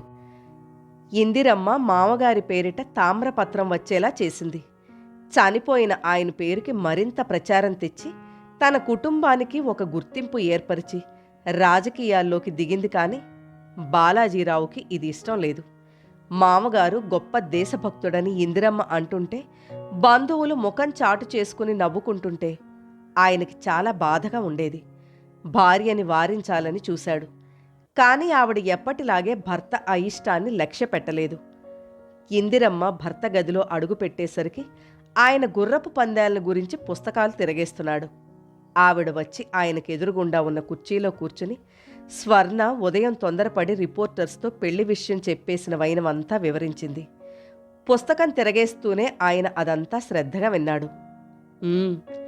నీకిష్టం లేని పనులు జరుగుతున్నప్పుడు గుర్తుకొస్తాడన్నమాట ఈ ఇంట్లో నీ మొగుడనేవాడు ఒకడున్నాడని. మీ దెప్పుళ్ళు తర్వాత, ఇప్పుడు కాదు. అయినా మిమ్మల్ని నేను మాత్రం ఎప్పుడు కాదన్నాను? మీ గుర్రపు పందాలకి, తాగుడికి, పార్టీలకి అడిగినప్పుడల్లా డబ్బు ఇస్తూనే ఉన్నానుగా. అవి నాకు అసలు ఎందుకు అలవాటైనాయి? తిని కూర్చోలేక నేనా మాట అంటే మీకు కోపం. నేను ఈ రాజకీయాల్లోకి దిగడం ఇష్టం లేదంటారు, అంతేగా. మీరే కాదులేండి, ఏ మొగుడైనా ఇంతే. భార్య కాస్త తెలివిగలదైతే తమకేదో చిన్నతనం జరిగినట్టుగా భావించి విలవెల్లాడిపోతారు. ఇది లోకంలో ఉన్న రివాజే. అయినా ఇందులో మీరంతగా బాధపడాల్సింది మాత్రం ఏముంది? నేనేమైనా కాని పని చేస్తున్నానా? మీ వంశానికి పేరు తెస్తున్నాను. చచ్చిపోయిన మీ నాన్నగారి పేరుకి మరింత గౌరవం తెస్తున్నాను. ఏ, నేను పాలిటిక్స్లోకి ఎందుకు దిక్కూడదు? ఆడవాళ్లు వంటింట్లో కుంపటి విసురుకుంటూ కూర్చునే రోజులా ఇవి? కాదులే, ఏదైనా పదవిలో ఉంటే చుట్టూ నలుగురు చేరి నీకే విసురుతారు వింజామర్లు వ్యంగ్యంగా అన్నాడు. మీరేమైనా అనండి, ఇందులో మనం పెద్దగా కష్టపడాల్సింది కూడా ఏమీ లేదు. మీ నాన్నగారి పేరు మూలంగా మనకు గుర్తింపు ఉంది. మనల్ని ఉత్సాహపరిచి సాయం చేస్తామంటున్న బంధువర్గం ఉంది. మనం కాస్త సామర్థ్యంగా పరిస్థితుల్ని వాళ్ళని ఉపయోగించుకోవాలి గాని. ఉన్నారు. ఆయన చేతిలో పుస్తకం మంచం మీద గిరాటు కొట్టి చర్రున లేచి కూర్చున్నాడు. ఉన్నారులే, చాలామంది ఉన్నారు. వాళ్ళని నువ్వు ఉపయోగించుకుంటున్నావా? ఒకసారి తీరిగ్గా ఆలోచించుకుని చూడు, నీకే తెలుస్తుంది. నీకు ప్రతిష్ట ఉందనే బోడి గొప్పల కోసం నువ్వు స్వంత డబ్బు లంచాలు పెట్టి అడిగిన వాళ్ళకి ఉద్యోగాలు ఇప్పిస్తున్నావు. ఇందిరమ్మ మంచిది అనిపించుకోవాలనే తపనలో వాళ్ళ పిల్లల కాలేజీ సీట్ల కోసం, అమ్మాయిల సంబంధాల కోసం, వాళ్ళకి హౌసింగ్ బోర్డుల్లో రావాల్సిన ఇళ్ల కోసం పక్షిలా తిరుగుతున్నావు. ఎందుకే ఈ డంబాచారం? ఎందుకీ పనులన్నీ? నువ్విప్పుడు ఎమ్మెల్యేగా నిలబడకపోతే ఏమైంది? ఎంత డబ్బు తగలేస్తున్నావో తెలుసా? పైన పటారం లోన లొటారం అన్నట్టుగా ఉంది మన పని. బంగారం లాంటి ఇల్లు కట్టుకున్నాం, కానీ ఏం లాభం? ఏమైనా శాంతి ఉందా? దానిమీద ఎన్ని అప్పులున్నాయి. ఇంటి నిండా ఎప్పుడు చూసినా సంతలా ఈ జనం ఎందుకు? వాళ్ళు మన మీద చూపిస్తున్న ప్రేమంతా నిజమేననుకుంటున్నావా? వాళ్ళు వాళ్ళ అవసరాలకి వచ్చెళ్తున్నారు. నీ ఈ రాజకీయాల పిచ్చి మూలంగా స్వర్ణ సంపాదించిన డబ్బంతా నాశనం అయిపోతోంది. చిల్లు కుండలో నీళ్లు ఎన్నాళ్ళు నిలుస్తాయే? ఎప్పుడో ఒకసారి ఒట్టిపోక తప్పదు. అప్పుడు నువ్వేడుస్తుంటే చూడ్డానికి కూడా నేనుండను. ఈ లోపలే సన్యాసం పుచ్చుకుని పోతాను. స్వర్ణ కిషోర్ని చేసుకుంటానని చెప్పేసిందంటున్నావా? చాలా మంచి పని చేసింది. దాని పెళ్లి త్వరగా అయిపోతేనే నయం. తర్వాత మన కర్మ ఎట్టా బద్దలైనా పర్వాలేదు. ఆయన లేచి గదిలో అటూ ఇటూ తిరగసాగాడు. బావుందండి మీ వరుస. నేను చెప్పిన సంగతేమిటి? మీరు విప్పిన పురాణం ఏమిటి? అందుకే మీతో ఏదైనా చెప్పాలంటే నాకు విసుగు. ఆవిడ చిరాకు పడింది. నిన్ను ఆట్టే విసిగించను కాని నన్నేం చేయమంటావో చెప్పు. స్వర్ణని పిలిచి కేకలేయండి. మీరు మందలిస్తే అది కాస్త ఆగుతుంది. ఏ విషయంలో? అబ్బబ్బా! ఆవిడ నుదురు కొట్టుకుంది. పెళ్లి విషయంలోనని ఇప్పుడేగా చెప్పాను. నువ్వేగా ఆ కిషోర్ని వెంటేసుకుని మా అల్లుడంటూ అందరికీ చెప్పి అన్ని చోట్లకి తిప్పావు. మళ్ళీ ఇంతలోనే ఏమొచ్చింది? మీతో నేను వాగలేనండి. ఆ గొడవంతా మీకిప్పుడు చెప్పినా మీ బుర్రకెక్కదు. కానీ నేను చెప్పినట్టు చెయ్యండి. అసలేం చెప్పాడో చెప్పవే? ఆయన గయ్యమన్నాడు. ఏం చేశాడేంటి? నాకు తెలియకుండా స్వర్ణ చేత అజంతా నాట్యమండలి అని ఒకటి తెరిపించాడా లేదా? ఆవిడ చర్రుమంది. తెరిపించాడు. దానికి నేనేగా ప్రారంభోత్సవం చేసింది. చాలా గొప్ప పని చేశారు. పోనీ మీరైనా నాతో ఒక మాట చెప్పారా? చెప్పడానికి నువ్వింట్లో ఉంటేగా. ఆ ఎలక్షన్ టూర్లో పడి కాకిలా తిరుగుతున్నావయ్యే. అయినా నాకేం తెలుసు? వాళ్ళిద్దరూ నిన్ను ఆశ్చర్యపరచాలని చెప్పొద్దంటే నిజమే కాబోలనుకున్నాను. అయినా నిన్ను స్టేజీ మీద కూడా పిలిచి దండేశారుగా.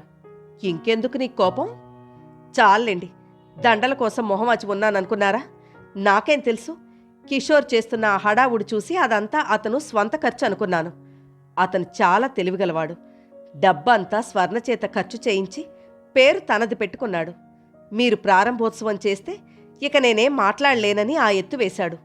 స్వర్ణ కూడా నాకు చెప్పకుండా 20,000 ఇచ్చేసింది. ఇంతకీ ఇప్పుడేమంటావు? నీకు చెప్పకుండా అది ఓపెన్ చేశారని ఈ పెళ్ళొద్దంటావా? నా కర్మ! మీరు ఆ మాత్రం అర్థం చేసుకోలేరేమిటండి? అది ఓపెన్ చేసి ఊరుకున్నాడా? ఊరు పేరు లేని వాళ్ళందరినీ పోగేసి అందులో మెంబర్లను చేస్తున్నాడు. వాళ్ళంతా డాన్స్ ట్రూపట.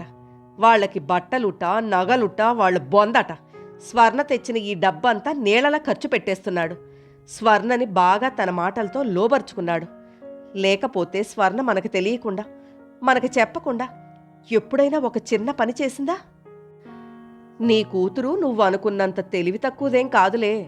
వాళ్ళేదో ఫారెన్ టూర్ వెళ్తున్నారుగా, దానికోసమేమో. అయితే మాత్రం మనకు మాట వరుసకైనా చెప్పాలా వద్దా? పెళ్లి కాకముందే అట్లా చేస్తే ఇహ పెళ్ళైతే మనల్ని కట్టుబట్టలతో బయట నుంచో పెడతాడేమో. అది పోనీయండి. స్వర్ణ తెలుసో తెలియకో చేసిందని వదిలేద్దాం. ఈ పెళ్లి సంగతేమిటి మరి? స్వర్ణని రిపోర్టర్స్ దగ్గర తొందరపడొద్దని నేను హెచ్చరించాను కూడా. అయినా నా మాట లక్ష్య పెట్టలేదు. ఇదంతా అతని ప్రోద్బలమే. అందులో సందేహం లేదు. స్వర్ణని పెళ్లి విషయంలో స్వర్ణ నిర్ణయం కంటే మన నిర్ణయానికి ఎక్కువ విలువ ఉందని అతను తెలుసుకునేలా చెయ్యాలి మనం. అదేదో నువ్వే చేయరాదు. మధ్యలో నన్ను ఇరికించడం దేనికి? ఈ చేతగాని మాటలు చూస్తేనే నాకు ఒళ్ళు మండేది. తండ్రిగా మీరు మందలిస్తే బావుంటుందని అనుకున్నాను. నేను కేకలేయలే కాదు. అసలు మీకు విషయం చెప్పడం, మీ వరకు రావడం నాదే తప్పు. మీ సామర్థ్యం ఏమిటో నాకు తెలీదా? ఈ ఎత్తిపొడుపు మాటలు ఆయనకి శవం ఎక్కించింది. గుమ్మం దగ్గరికెళ్ళి, స్వర్ణ ఇలారా అంటూ అరిచాడు. గదిలో మంచం మీద కూర్చుని అజంతా నాట్యమండలి ప్రారంభోత్సవం నాడు తీసిన ఫోటోలన్నీ ఆల్బంలో వరుసగా అంటిస్తూ వాటిని మధ్య మధ్యలో తదేకంగా చూస్తూ ఆ పనిలో మునిగిపోయిన స్వర్ణ తండ్రి పిలుపుకి ఉలిక్కి పడింది. ఆ అని పలికే లోపలే తండ్రి కంఠం ఉరిమినట్టుగా మరోసారి పిలవడంతో చేతిలో ఫోటోలు అక్కడ పారేసి పరిగెత్తుకొచ్చింది. ఏమి డాడీ? భయంగా అడిగింది. గదిలో కూర్చుని ఉన్న తల్లి, ఆవిడికి కాస్త దూరంలో కోపంగా నిలబడి ఉన్న తండ్రి, ఈ ఇద్దరినీ చూడగానే ఏదో జరగరాంది జరిగినట్టుగా భావించింది. కూతుర్ని చూడగానే ఆయన ముఖంలో కోపం రెట్టింపైంది. ఇలారా, కూర్చో. అక్కడెదురుగా ఉన్న కుర్చీ చూపించాడు. స్వర్ణ మెల్లగా అడుగు వేసుకుంటూ కుర్చీ దగ్గరగా వచ్చింది. కాని కూర్చోలేదు. స్వర్ణకి చిన్నప్పటి నుండి తండ్రి దగ్గర చనువు లేదు. తల్లి ఎప్పుడూ స్వర్ణ దేనికైనా మారాన్ చేస్తే, అమ్మో నాన్న కేకలేస్తారు, అదిగో నాన్నొస్తారు అని భయం అలవాటు చేయడంతో అదే అలవాటైపోయింది. సాధారణంగా ఏ పార్టీలకు, ఏ ఫంక్షన్స్కు ఇంటికెవరైనా ముఖ్యమైన అతిథులు వచ్చినప్పుడే తప్ప తండ్రి కూతుళ్ళు ముఖాముఖి కలవరు. స్వర్ణని ముద్దుగా దగ్గరికి పిలిచే అలవాటు ఆయనకెప్పుడూ లేదు. గదిలోకొచ్చి కుర్చీలో కూర్చోకుండా అణుకువగా చూస్తూ నిలబడిన కూతుర్ని ఆయన తెచ్చిపెట్టుకున్న కోపంతో తీక్షణంగా చూశాడు. నీకసలు నేనంటే గౌరవం ఉందా లేదా? అదేమి డాడీ, నోర్మి, నీ తలతిక్క బాగుడంతా నా దగ్గర కాదు. కిషోర్ని పెళ్లి చేసుకుంటానని అన్నావటగా, నీ పెళ్లి నీ ఇష్టమే అనుకుంటున్నావా? నీకు నువ్వు ఫారెన్ నుంచి తిరిగొచ్చే వరకు పెళ్లి గిళ్ళి ఏం లేదు, తెలిసిందా? నీకు పెళ్ళి ఎప్పుడు చేయాలో మాకు తెలుసు. అతి తెలివిగా ప్రవర్తించకు. స్వర్ణ కళ్ళలో గిర్రున నీళ్లు తిరిగాయి. ఏమిటండి ఆ మాటలు? ఇందిరమ్మ కంగారు పడింది. నువ్వు ముందు నోరు మూసుకో. ఇంట్లో వెధవ ఆడపెత్తనాలు ఎక్కువైపోయినాయి. పెళ్లి చేసుకుంటుందట. పెళ్లికి ఆ రిపోర్టర్స్కి చెప్పే ముందు నువ్వు ఒక్క మాట నాకు చెప్పావా? మీ అమ్మకి మొగుడనేవాడున్నాడని ఎప్పుడూ గుర్తుండదు. నీకు కూడా తండ్రి అవసరం లేదన్నమాట. పో అవతలికి. ఇలాంటి పిచ్చి వేషాలు ఇంకోసారి మళ్ళీ వేయకు. నువ్వు మహా గొప్ప డాన్సర్నని విర్రవీగుతున్నట్టున్నావు. నాకు తిక్కరేగిందంటే ఆ డాన్సే మాన్పించేస్తాను. జాగ్రత్త, ఒళ్ళు దగ్గర పెట్టుకో, పో. స్వర్ణ కళ్ళ నీళ్లు నిగ్రహించుకుంటూ తల ఊపి అక్కడి నుంచి వెళ్ళిపోయింది. ఏమిటండి ఆ మాటలు? మీకసలు ఒంటి మీద తెలివుందా?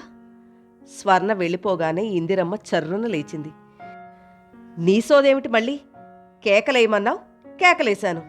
ఇంకేంటి? ఏమిటా? నా కర్మ. ఆవిడ పళ్ళు బిగబట్టి అంది.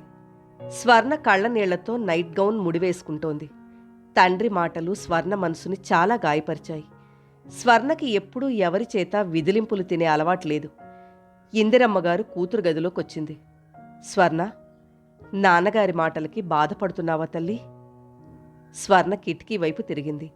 ఆవిడ కూతురికి దగ్గరగా వచ్చి కూర్చుంది. చూడమ్మా, నేను చెప్తూనే ఉన్నాను, నువ్వు తొందరపడిపోయావు. నాన్నగారికి చాలా కోపం వచ్చింది. అసలే ఆయన ఆ నాట్యమండలి ఖర్చులకి నువ్వు 20,000 మమ్మల్ని అడగకుండా ఇచ్చేశావని మండిపడుతున్నారు. అసలు దీనికంతకీ కారకుడు ఆ కిషోర్. అతనైనా మాట మాత్రం చెప్పలేదు. ఇందులో కిషోర్ తప్పేమీ లేదు మమ్మీ. నేను నీకు చెప్పానని అనుకున్నాడు. మరి నువ్వు నాకెందుకు చెప్పలేదు? స్వర్ణ మాట్లాడలేదు. తించిన తల ఎత్తలేదు. నేను ఒప్పుకోనేమోనని భయపడ్డావు, అంతేగా? నువ్వు కరెక్ట్గానే ఆలోచించావు. నేను నిజంగానే ఒప్పుకునేదాన్ని కాను. 20,000 ఎంత కష్టపడితే వస్తాయి చెప్పు? నువ్వు ఫారెన్ వెళ్లేందుకు నీకు ట్రూప్ కావాలి, నిజమే, నేను కాదనడం లేదు. కానీ దానికోసం ఇంత ఖర్చు దేనికి? ఇంత ఆర్భాటం ఎందుకు? నువ్వు ఫారిన్ వెళితే నీ డాన్స్ ద్వారా నీకు పేరు రావాలి, కానీ నీ ట్రూప్ మిగతా వారి మూలంగా కాదుగా. ఖర్చంతా నీది, కష్టం నీది, చివరికి పేరు వాళ్లదవుతుంది. ఆ కోమలిని మీ ట్రూప్లో ఎందుకు చేర్చుకున్నట్టు? దానికెంత పొగరుందో నీకు తెలీదు. అది నీ గురించి ఎలా ఈర్ష్యగా దినప్రభ ఇంటర్వ్యూలో మాట్లాడిందో మర్చిపోయావా? ఈ ఫారెన్ టూర్ కోసం మంచి మాటలతో మళ్ళీ నీ దగ్గరికి చేరింది. అసలు ఈ గొడవంతా మనకెందుకమ్మా?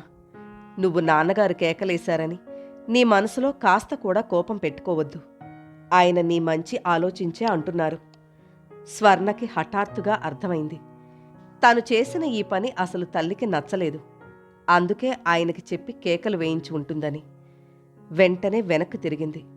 రోషంగా తల్లిని అడిగేయాలని అనిపించింది. కాని తమాయించుకుంది. తల్లంటే ఉన్న గౌరవాభిమానాలు స్వర్ణని తొందరపడనీయలేదు. అందుకే తిరిగి కూడా మౌనంగా ఉండిపోయింది. ఇందిరమ్మ వెళ్లబోయే ముందు అంది, చూడమ్మా, నీ సౌత్ టూర్కి వెంట నేను వస్తాను. అదేమిటి మమ్మీ, నీకు ఎలక్షన్ టూర్ ఉందిగా? క్యాన్సిల్ చేసుకుంటున్నాను. ఈ తిరుగుళ్లతో నాకు చాలా విసుగ్గా అలసటగా ఉంది. కొద్దిగా విశ్రాంతిగానైనా ఉంటుంది. స్వర్ణ మాట్లాడలేదు. ఆ రోజు సాయంత్రమే కిషోర్ ఇంటి దగ్గరకు తీసుకొచ్చి దింపినప్పుడు కారులోంచి దిగబోతుంటే చెయ్యి పట్టి ఆపి అన్నాడు, స్వర్ణ, ఇక్కడెక్కడా మనకి స్వతంత్రమే లేదు.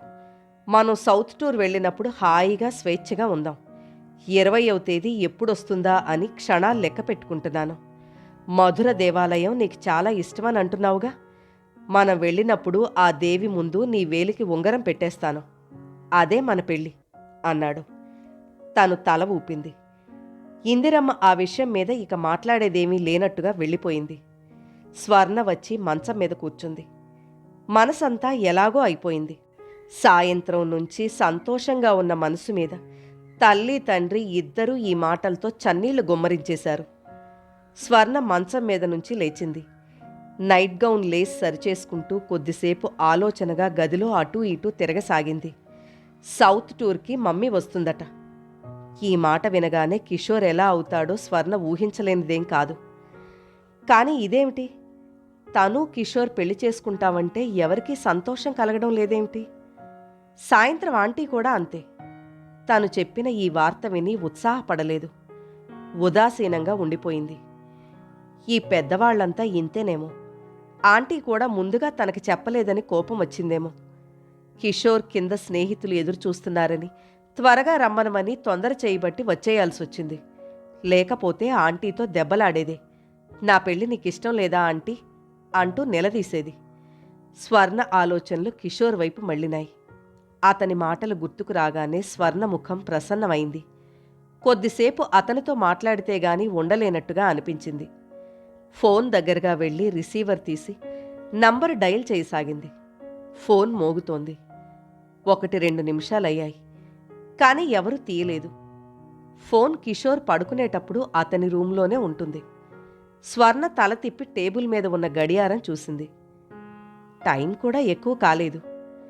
కిషోర్ ఇంట్లో లేడేమో. ఏ స్నేహితులతోనైనా కలిసి 2వ ఆట సినిమాకెళ్ళాడేమో. ఫోన్ పెట్టేద్దామా అనుకుంటుండగా ఇంతలో ఎవరో తీశారు. హలో, అవతల నుంచి కిషోర్ పలికాడు. కిషోర్, నేను. స్వర్ణ ఆనందంగా అంది. హలో స్వర్ణ, ఏమిటి విశేషం? ఆతురతగా అడిగాడు. ఏం లేదు, నీతో మాట్లాడాలని అనిపించింది. వెంటనే చేశాను. ఏం చేస్తున్నావు? నేనా? గాఢంగా నిద్రపోతున్నాను. ఫోన్ మోతకి మెలకు వచ్చింది. అంతా అబద్ధం. నీ గొంతు నిద్రలోంచి లేచినట్టుగా లేదు. అతను పట్టుబడిన దొంగల క్షణం మౌనంగా ఉండిపోయాడు. ఆ వెంటనే బిగ్గరగా నవ్వాడు. నిజం సుమా, కనుక్కున్నావు. పుస్తకం చదువుతున్నాను. Chase novel. మంచి సస్పెన్స్ ఉంది. రాంగ్ నెంబర్ అయి ఉంటుందని తీయలేదు. నాకేం తెలుసు దేవిగారికి నా మీద దయ కలిగిందని. ఇంతకీ ఏమిటి సంగతి? స్వర్ణ క్లుప్తంగా జరిగిందంతా చెప్పింది. అతను శ్రద్ధగా విన్నాడు. డోంట్ వరీ స్వర్ణ, మీ అమ్మా నాన్నలకి కోపం వస్తే వారిని చక్కగా సమాధానపరిచే పూచీ నాది. సరేనా? నువ్వేం బాధపడకు. ఉదయం ప్రెస్ రిపోర్టర్లతో నువ్వలా చెప్పడం నాకు చాలా థ్రిల్లింగ్గా ఉంది. ఐ లవ్ యూ డియర్ అన్నాడు. ఆ మాటని అంత క్రితమే అతని నోటి నుంచి విని పరవశం పొందిన షీలాకి ఒళ్ళు మండింది. అతని జబ్బ మీద గట్టిగా గిల్లింది. అబ్బా! అతను కెవ్వుమన్నాడు. ఏమిటి? స్వర్ణ కంగారు పడింది. ఏం లేదు, దోమో నల్లో చేతి మీద కుట్టింది. సరే స్వర్ణ, మనం ఉదయం మాట్లాడుకుందాం. నువ్వు నిశ్చింతగా నిద్రపో. చూడు, ఎలాగో అలా మీ అమ్మ మనతో సౌత్ టూర్కి రాకుండా మాత్రం చూడు. ఎలా కిషోర్? అమ్మ చెప్పేసిన తర్వాత మనం వద్దంటే బావుంటుందా? స్వర్ణ, నువ్వు మరీ పిరికిదానివి. నిన్ను చూస్తే ఒక్కొక్కసారి చాలా కోపం వస్తుంది. ఇదే అమెరికాలో అయితే. గుడ్ నైట్ కిషోర్, ఉదయం మాట్లాడుకుందాం. Wish you very sweet dreams. స్వర్ణ నవ్వుతూ అని ఫోన్ పెట్టేసింది. కిషోర్ మాట్లాడిన తర్వాత స్వర్ణకి మనసంతా తేలికపడినట్టుగా హాయిగా ఉంది. కిషోర్ కోపిష్టి కాదు, చాలా మంచివాడు. అందుకే తనని బాగా అర్థం చేసుకోగలిగాడు అనుకోసాగింది. తల్లి తనతో సౌత్ టూర్ రావడం స్వర్ణకు కూడా అంత ఇష్టంగా అనిపించడం లేదు. కానీ ఆ ఇష్టం తల్లితో చెప్పే ధైర్యం లేదు. ఒట్టి గారాబమే కానీ నాకు కాస్త కూడా స్వతంత్రం లేదు అనుకున్న స్వర్ణకి మొట్టమొదటిసారిగా కోపం లాంటిది రాసాగింది. కథలోని తరువాయి భాగాన్ని నెక్స్ట్ వీడియోలో వినండి. కథ నచ్చితే లైక్ చేయండి. మీరు లైక్ చేయడం వల్ల మరింత మందికి ఈ కథలు చేరతాయి.